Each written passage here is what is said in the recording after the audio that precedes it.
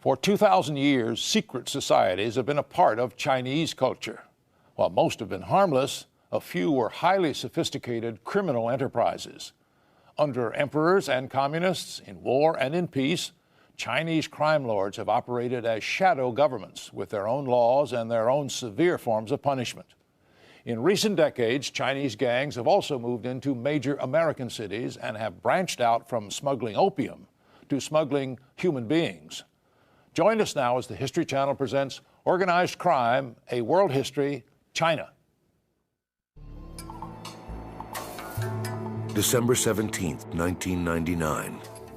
12 men from the Chinese province of Fujian make their way to a loading area near the port of Hong Kong.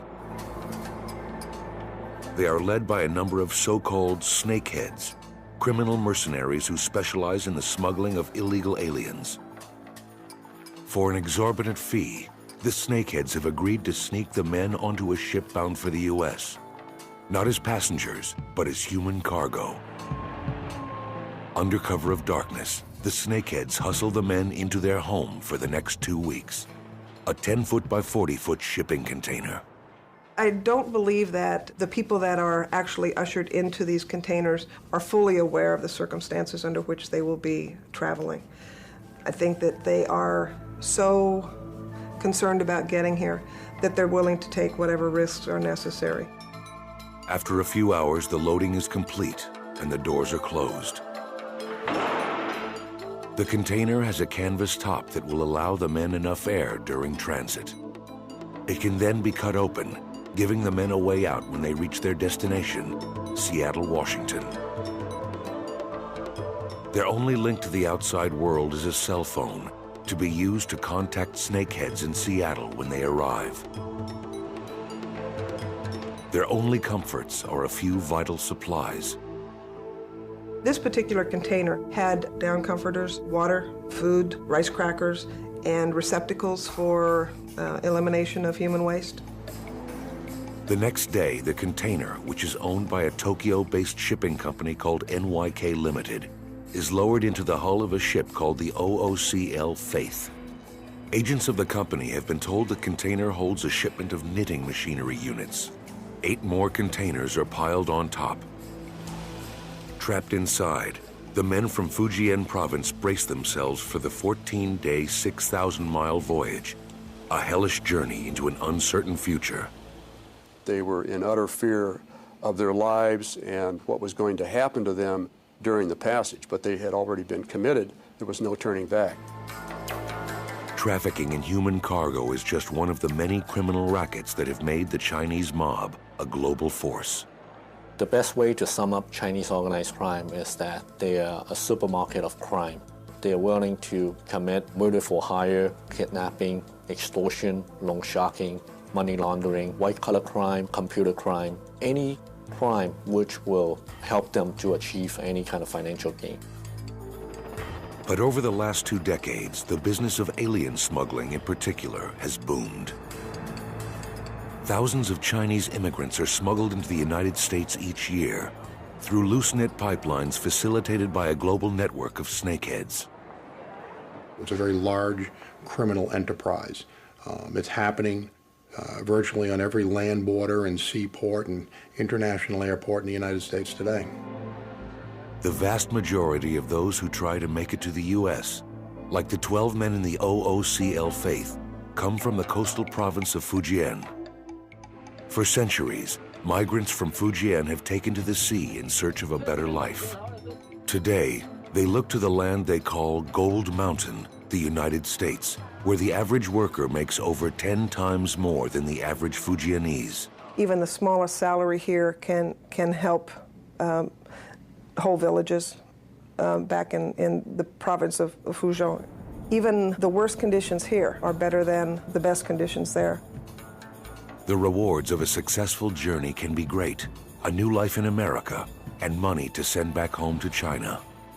But the risks are also enormous.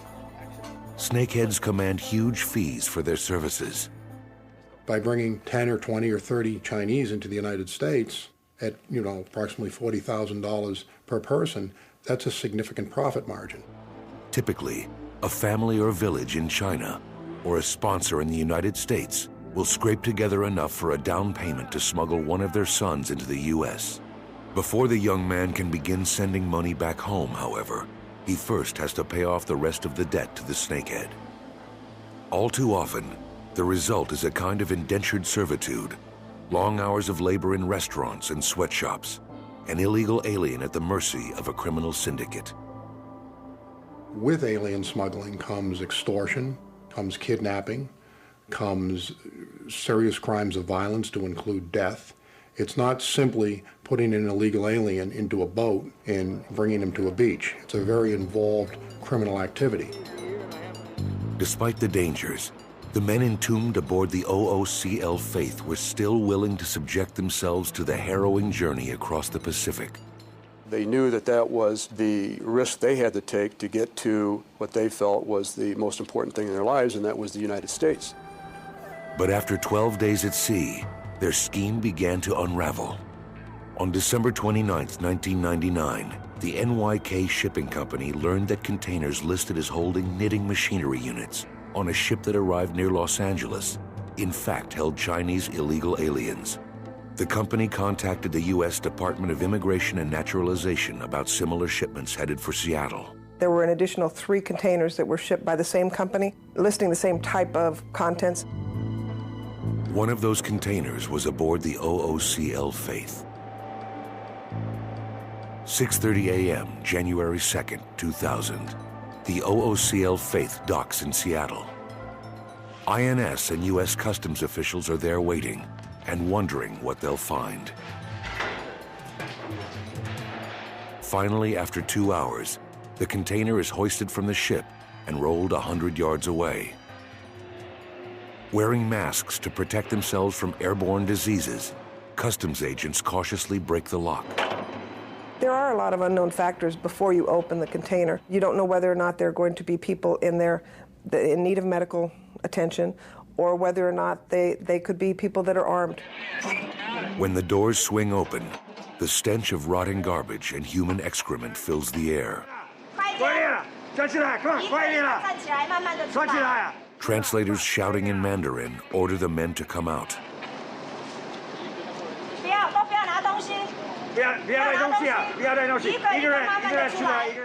I think one of the things that did strike me was the deplorable conditions that these people had to travel in. The fact that one entrepreneur would actually do this to human beings for money is something that was very difficult for me to deal with. Somehow, all 12 men have survived the journey. But now they face a journey of another kind. 4 weeks and 6,000 miles from home, they are taken into custody by the INS and detained as stowaways. That week, the OOCL Faith was just one of 4 ships to arrive in Seattle carrying human cargo. The INS arrested 3 snakeheads involved in the operation, 2 of whom would later plead guilty to alien smuggling and be sentenced to 2 years in prison. But even if the INS had broken one ring of human smugglers, new snakehead pipelines are being created all the time. I like to describe Chinese organized crime as the flu virus because they're constantly mutating into different groups and different alliances, and therefore they're very difficult to investigate. Today, there are hundreds of such groups operating in cities around the globe. But the origins of the Chinese underworld can be traced to one in particular, a secret criminal syndicate with a mysterious mythical past, the Triads.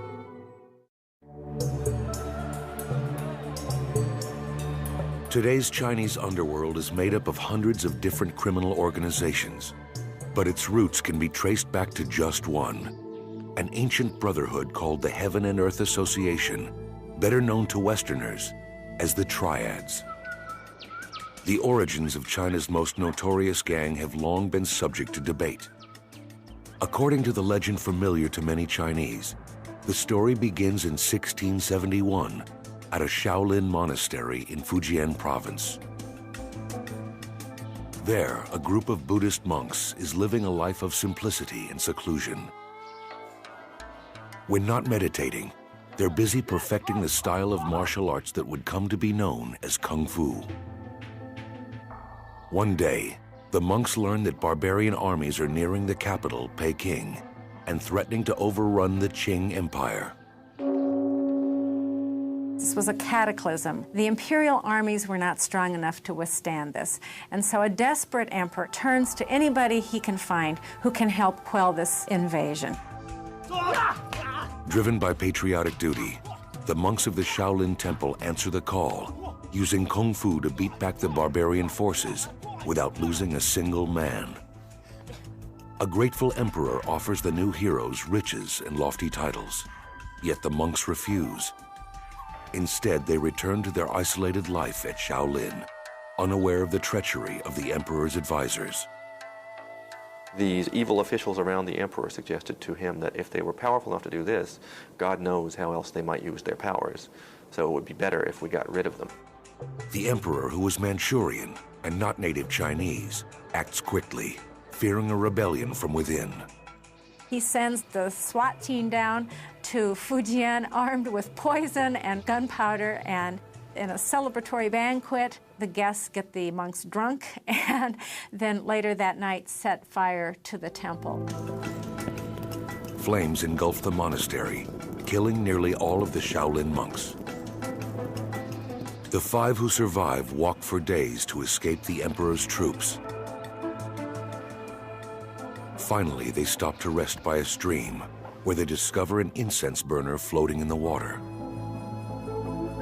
Emblazoned on the bottom are Chinese characters that read, "Overthrow the Qing, restore the Ming."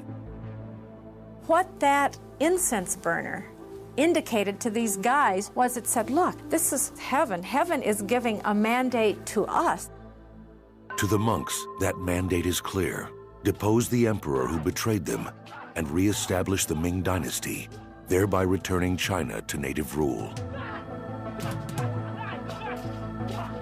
Out of this patriotic charge comes a new brotherhood, which the 5 monks spread to every corner of China. For centuries, versions of this story have shaped the mystique of the triads. Historians, however, say the legend of the Shaolin monks is simply that, a legend. In fact, they say, there's nothing noble about the birth of the triads. Chinese organized crime members like to identify themselves with these ancient heroes and warriors in order to glamorize their criminal activities. And I think all that is just garbage. According to scholars, the true story of the triads begins in Fujian province during the 1700s. It was an age of economic upheaval, and young men on the fringes of society were forced to hit the road in search of work. But in Fujian, the road was a dangerous place, a world of bandits and thieves. Fujian is the Wild West of China in the 1700s. One is subject at all times to being insulted, to being bullied, to being robbed, to being taken advantage of, to being swindled, to being even killed. For protection, the young men banded together into mutual aid societies. These were like surrogate families, brotherhoods bound by sworn oaths of loyalty. If you were in the marketplace and someone was trying to cheat you, you could say, if you keep cheating me, I'm going to call my brothers, and at the end of the marketplace today, they're going to whack you in the head. Soon, societies founded for self-defense began to commit crimes of their own. The kind of men who would have joined these societies and who needed these societies were not choir boys. These were people at the bottom of society. Here at this temple, it is said, a group of itinerant monks formed a secret brotherhood in 1761. They called it the Heaven and Earth Association, a name inspired by the traditional Chinese view of the cosmic order, heaven above, earth below, and humans in the middle. To represent this relationship, the Heaven and Earth Association took as its emblem an equilateral triangle, a symbol that in time gave rise to its Western name, the Triads. It wasn't long before branches of this new brotherhood began sprouting throughout Fujian province. There was no godfather, no pope, no central figure. The society was founded as a series of small autonomous units or cells that seemed to appear almost at random. New recruits were initiated in a solemn ritual, elements of which are still used by the triads to this day. The ritual often began with the initiates crossing beneath raised swords, symbolically passing into their new family. An animal was then sacrificed, its blood drained, and mixed with wine and incense ash. The initiates pricked their fingers, adding their own blood to this mixture. Finally, after swearing never to betray the secrets of the Brotherhood, they drank. For decades, the Heaven and Earth Association managed to pass under the government's radar. But in 1787, the emperor discovered its existence. With its messianic mythology, the legend of the Shaolin monks, the mysterious secret society seemed to pose a challenge to the ruling dynasty. So if they launched a sort of witch hunt along the coast of Fujian, where in some places they went literally from house to house, searching out people supposedly associated with the Heaven and Earth Society. But the witch hunt backfired badly. The more the government or anybody else tries to stamp it out, the more it seems to spread and thrive. Individual members went underground, scattering across China, and carrying with them the secrets of their criminal brotherhood. Almost overnight, the government's failed crackdown turned the Heaven and Earth Association into China's most famous and notorious secret society. Over the next century, the triads would spread throughout Southeast Asia and take root in American Chinatowns. Their illicit activities included everything from drug dealing to prostitution to gambling. As the group that defined Chinese organized crime, the triads spawned dozens of imitators.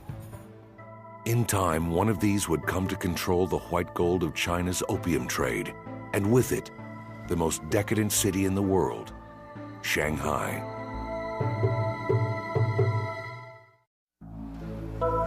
In the early 1900s, just as it is today, Shanghai was mainland China's most cosmopolitan city. It was also its most dangerous, decadent, and corrupt. It was the place where East met West in China, and there was a great deal of excess. Every vice was catered to, and that is no exaggeration. The city was really three worlds in one: British, French, and Chinese territories, each overseen by its own police force. It was a perfect breeding ground for criminality. A bandit could go and commit a crime in one jurisdiction, slip across into the other, and escape arrest. Over time, a single gang would come to dominate the city's flourishing underworld. And one ambitious gangster would become the most powerful crime boss China has ever known. With the rise of the triads in the late 1700s, secret societies began springing up throughout China. One of the largest was the notorious Green Gang. The Green Gang began as a benevolent association for the boatmen who worked the Grand Canal, the inland waterway that carried tribute rice from central China to Peking. When the advent of steamships threw the boatmen out of work, many headed for the city. These Green Gang members began to filter into Shanghai, where they became, first of all, fairly normal laborers, but quickly began to spread into the rackets of the city. Their experience in shipping and transport made Green Gang members perfect for Shanghai's thriving opium trade. Opium was the biggest business in Shanghai. And then out of the opium business were various ancillary criminal enterprises: armed robbery, prostitution, numbers operations, loan sharking. The list goes on and on and on. By the mid-1920s, Green Gang members controlled rackets in all three sections of Shanghai. In a city the size of Al Capone's Chicago, the Green Gang ran the show. The Green Gang was able, in an amazingly short period of time, to change from an old-fashioned North Chinese group of sworn brothers into one of the most powerful criminal organizations in the world. At the center of it all was a gangster with more power and influence than Scarface could ever dream of: Du Yusheng. Du grew up orphaned and illiterate in Pudong, a poor farming village across the Huangpu River from Shanghai. He moved to the city at the age of 14. By day, the boy known as Big-Eared Du worked in a shop cleaning and peeling fruit. At night, he indulged in the city's vices, smoking opium and gambling. He was essentially an immoral person, and Shanghai was definitely an immoral city. Around 1910, Du was sworn into the secret criminal brotherhood of the Green Gang.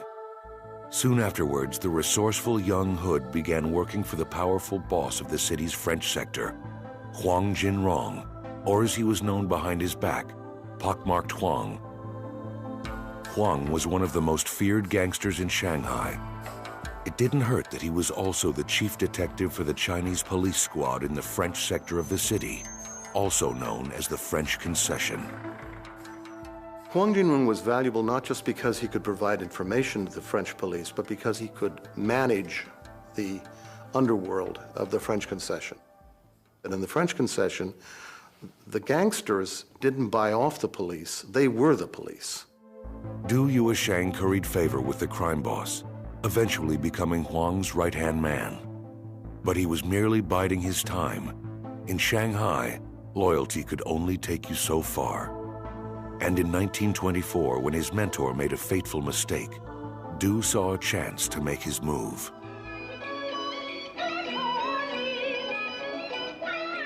It all began with a night at the opera. Huang Jinrong, the old godfather, was a fan of opera. In fact, he had his own opera house that he built, partly to please an opera star with whom he was infatuated. He had his own private box, and he would go 2-3 nights a week to hear her perform. On this particular night, the son of the biggest warlord in the region happened to be in the audience. When their performance ended, the young man and his entourage began booing loudly and shouting catcalls at Huang's favorite star. Furious at the insult, Huang ordered his bodyguards to teach the arrogant prince a lesson. They dragged him outside and beat him viciously. But for once, Huang had gone too far. At the time, warlords were the most powerful figures in China. They had controlled the country since 1911, when nationalist rebels overthrew the last Qing emperor, but failed to create a unified national government. So 2 nights later, when the warlord kidnapped Huang and locked him up, there was nothing the gangster could do. It was a major humiliation for him. I mean, talk about loss of face. Here he is, Pockmarked Wang, the most powerful person in the French Concession, thrown into prison. This threw a kind of terror into most of the members of the criminal organization that he controlled. The Chinese texts describe them as running around like ants on a hot stove. What are we going to do now? Our boss has been taken away. Du Yusheng, however, didn't panic. The moment of opportunity arrived. He seized it. He knew he could displace Huang Jinrong. First, Du paid the warlord to free Huang Jinrong. Things were never the same after that, because naturally, Pockmarked Wang had to show his gratitude to Du Yu's son. From that day on, Du Yu's son was really the head of the Green Gang. It was a brilliantly orchestrated coup, but Du didn't stop there. He also got the warlord to agree to provide military protection for opium shipments coming into the city. In this way, he was able to seize control of Shanghai's most lucrative racket. And he would soon forge an alliance that ensured it would remain his for years to come. In 1923, Nationalist Party troops had joined forces with communist rebels in a campaign to defeat the warlords and reunite China. The coalition swept north, eventually seizing the region that surrounded Shanghai. But the alliance was always a tenuous one. The leader of the Nationalist Army, General Chiang Kai-shek, was wary of the communists and feared for his own position if they succeeded in taking Shanghai. In 1927, Chiang quietly contacted the most powerful underworld figure in the city, Du Yusheng. The general asked Du to use the Green Gang's muscle against the communists, who were then staging a massive strike in the Chinese section of Shanghai. Du agreed. He had his own interests at stake. The future of the opium monopoly that he more or less enjoyed in Shanghai was threatened, of course, by communist victory. 4 a.m., April 12, 1927. Somewhere in the heart of Shanghai, a piercing whistle shatters the pre-dawn silence. At this signal, thousands of Green Gang members swarm into the Chinese section of Shanghai, launching a brutal attack on communist strikers. The massacre known as White Terror was on. Du's henchmen took men out into the streets and bayoneted them, shot them. One observer said that heads rolled in the gutters like ripe plums. In a matter of hours, Du's men slaughtered nearly 5,000 people. The gangster had delivered the city to Chiang Kai-shek. Now he would get his reward. In April 1927, Shanghai crime boss Du Yuesheng orchestrated the savage slaughter that came to be called White Terror. Green Gang members killed thousands of communists, allowing Chiang Kai-shek's nationalist forces to seize control of the city. As a reward for his role, Du was granted the rank of general in the nationalist army. And with that came the one thing the gangster craved more than anything: respectability. It is the single event that sets him on a pedestal above the rest and begins to make him feel that he's now a man of politics. He's not just a man of crime. The uneducated gangster now set about becoming a Shanghai gentleman. He hired scholars to write essays about his family, even if he himself couldn't read. He gave so much money to charity that by 1931, he was listed in Who's Who in China as a generous philanthropist. He would eventually become the director of 5 banks and a university, as well as a high-ranking member of the Chamber of Commerce. All the while, he remained a fixture of Shanghai's swirling social scene. Here we have this man who started out at the very bottom of society and is now suddenly becoming cafe society leader of Shanghai. When he walks into a nightclub, everybody says, there he is, there's the man. But behind the facade of respectability, Du's gangster roots remained. Du is referred to as a Chinese Horatio Alger. Well, that's true, but he was also a Chinese Al Capone. From his base in the French sector, Du maintained an ironclad grip on Shanghai's underworld. Anyone who crossed him risked an especially grisly form of Shanghai justice. The equivalent of kneecapping in Shanghai was to cut every tendon in your body, leaving you sort of a helpless mass of jelly on your doorstep. For Chiang Kai-shek, the fear inspired by Du and his henchmen became a useful fundraising tool. The nationalists needed the Green Gang for muscle, since many of Shanghai's wealthiest citizens lived in sections of the city not under Chinese control. Who could enter the French concession and kidnap or kill a banker with impunity? Du Yuesheng's men. Du Yuesheng became the instrument of terror that frightened the Shanghai capitalist class. Du's ties to the nationalists also helped him line his own pockets.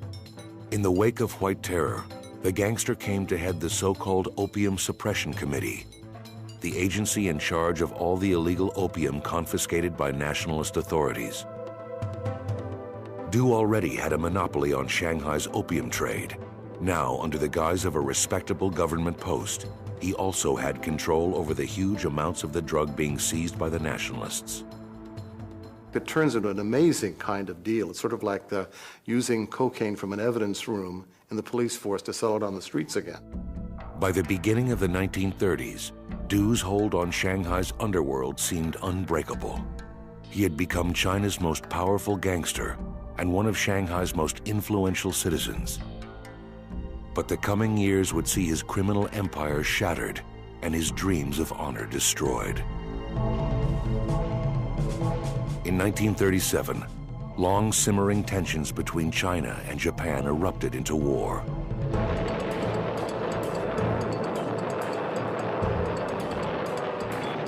On August 14th, the Japanese launched a fierce attack on Shanghai.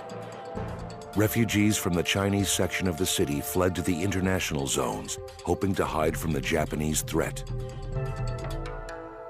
With his city under siege, Du Yuesheng mobilized the underworld. Green Gang members fought on the front lines for the Chinese army and formed guerrilla units to resist the Japanese occupiers. But it wasn't enough. After 3 months of brutal fighting, Shanghai finally fell. Du Yuesheng, along with other city leaders, boarded a freighter and fled to Hong Kong. The Chinese underworld would never be the same. In September 1945, a month after the end of World War II, Du Yuesheng returned to Shanghai for the first time in 8 years. He expected a hero's welcome from the city he'd once tried to save, but that was not to be. To his surprise, the crowds that saw him booed him because they felt he had abandoned them, that he had left them to live under the Japanese and gone off to Hong Kong and didn't have to go through the suffering they'd endured. In April 1949, as Mao Zedong's communists were seizing control of China, Du left Shanghai for the last time. He had long since lost his power. Some say he was even broke, and his health was failing after decades of opium abuse. He died in Hong Kong 2 years later, at the age of 66. Though he was not much mourned at the time, his legend has endured. Du was the quintessential Shanghai character. He epitomized the city. The Communist Revolution ended the reign of the Green Gang in Shanghai, but it didn't destroy the Chinese underworld. With hundreds of gangs operating overseas, power now shifted from the mainland to the Chinese diaspora. In time, a wave of immigration would turn New York City's Chinatown into a hotbed of Chinese organized crime. And one murderous young hood would go to war for control of it all. New York City, 1977. Down on Mott Street, in the heart of Chinatown, a war is raging. There were Chinese gangs everywhere. They were shooting each other to pieces. In the middle of it all is an ambitious young gang lord named Nicky Louie. This is his neighborhood. It's like John Gotti sits in front of the Ravenite Club. This guy sat on Mott Street. At just 5'7", 120 pounds, Nicky Louie hardly looks the part of an underworld legend. But his charisma and his seeming invincibility make him one of the most feared figures in Chinatown, a hub of Chinese organized crime in America. Yin Poi Louie came to America as a teenager in the late 60s. Soon to be known as Nicky, he was part of a wave of immigrants then flooding what for decades had been a sleepy, self-contained neighborhood. Chinatown was a town within the city of New York, and it could operate, and you can live within it and never have to speak English, and do very well for your whole life. The size of the Chinese population in America had remained stable since 1882, when Congress passed the Chinese Exclusion Act, forbidding most immigration from China. But starting in 1965, Congress dramatically reversed its policy, allowing up to 20,000 Chinese to enter the country legally every year. Almost overnight, Chinatown was swamped with new arrivals from Hong Kong, Taiwan, and mainland China. Many were young men, often desperately poor and unable to speak English. They couldn't get work, so the only thing they had to do was go out on the street and scramble for themselves. It wasn't long before they began forming street gangs, Americanized versions of the secret brotherhoods of 18th century China, with ancient-sounding names like the Flying Dragons and the White Eagles. It was this big change going on, and it really created this power vacuum where if you were willing to do things such as menace people with weapons, you could make a living. Enter Nicky Louie. Ruthless and cunning, Nicky quickly rose to the top of a gang called the Ghost Shadows. You could stand in Chinatown and see maybe 25 or 30 ghost shadows standing on a corner. Without even knowing who he was, you would know who Nicky Louie was. He was the leader. They would look to him for everything. You didn't have to be Nicky Louie, but you could dress like him. You could like walk around like him. You could say "F you" like him. You know, it was a whole vista of how to act. You know. Under Nicky Louie's leadership, the ghost shadows graduated from petty theft to armed robbery and extortion. Their targets were often the restaurants that lined Chinatown's crowded streets. They would go to a restaurant owner and say, "This young man just arrived from Hong Kong. Can you give him a job in your restaurant?" And they would give him a job, $100 a week, $150 a week. The guy would show up once or twice, and then never show up again, and he still collected pay. That's an extortion. But the ambitious Nicky Louie had bigger plans. He wanted to take control of all of Chinatown.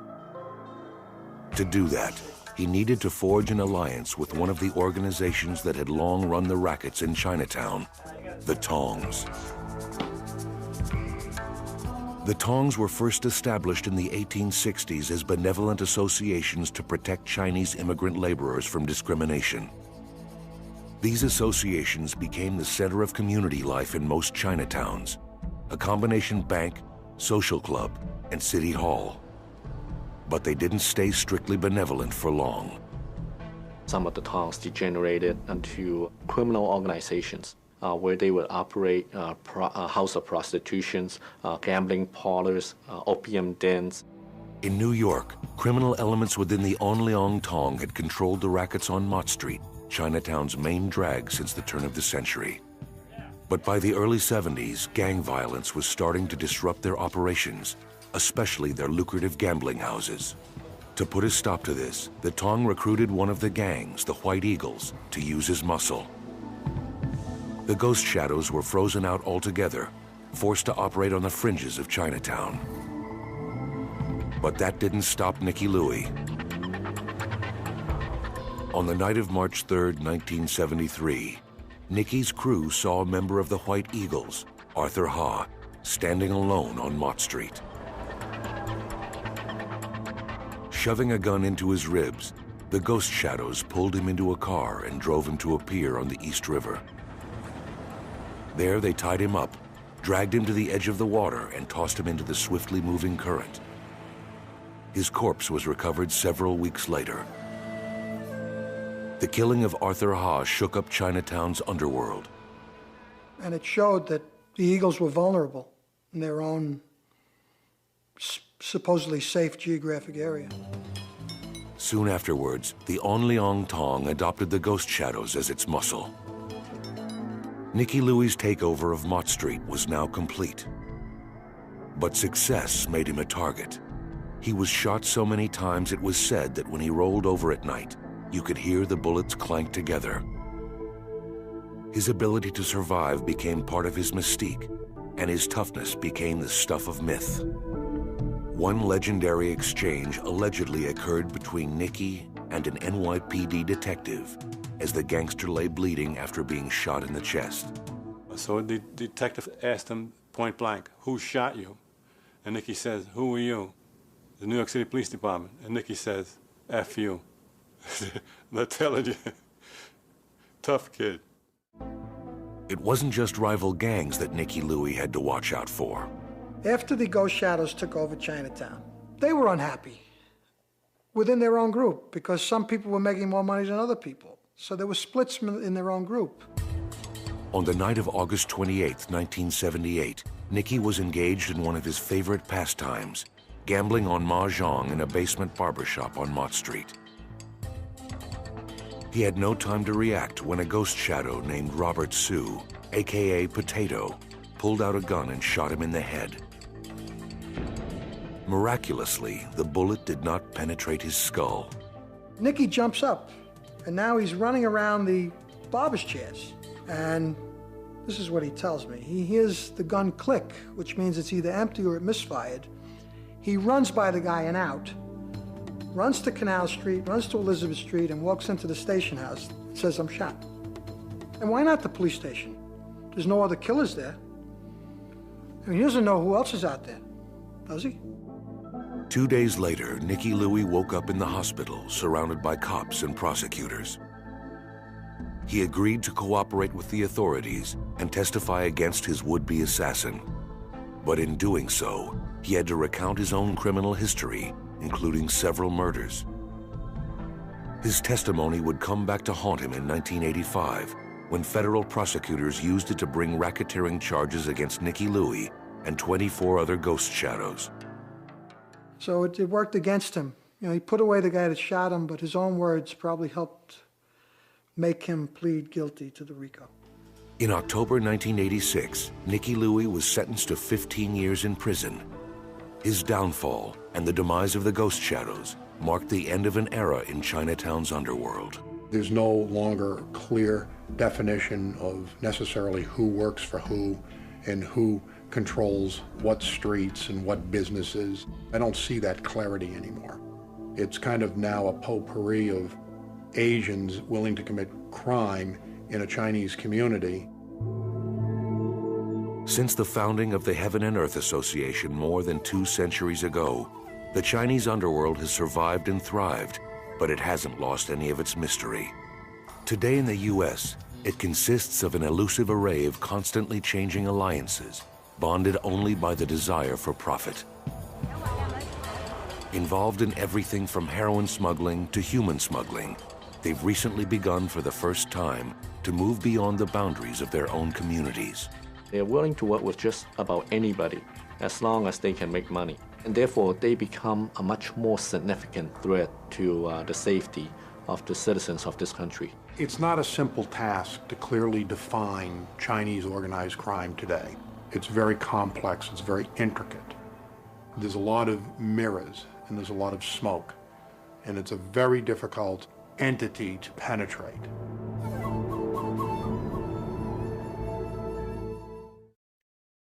After Nicky Louie was jailed in 1985, the ghost shadows were briefly resurrected under a new boss and continued extorting money from businesses in New York's Chinatown.